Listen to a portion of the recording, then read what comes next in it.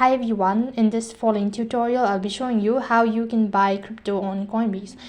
So in order to buy crypto on Coinbase, first of all check your internet connection and then log in into your Coinbase account.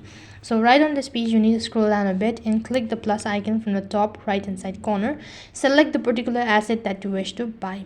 So I'm going to go with the Ethereum. So after that you need to select the particular asset. So once you've done that, next page is going to ask you to enter in the amount of Ethereum or the crypto that you wish to buy.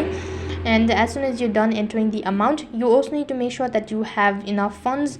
And for the pay with option, you need to select either your bank account, PayPal, or any other the internet banking. After you've done that, there will be a confirmation one more time, and if you're sure about the confirmation, then tap the confirm button. Next page you'll be receiving a notification stating that you've successfully bought amount of cryptos on Coinbase.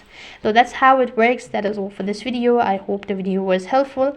Make sure to like, share, and subscribe to our channel. Thank you for watching. See you in the next video.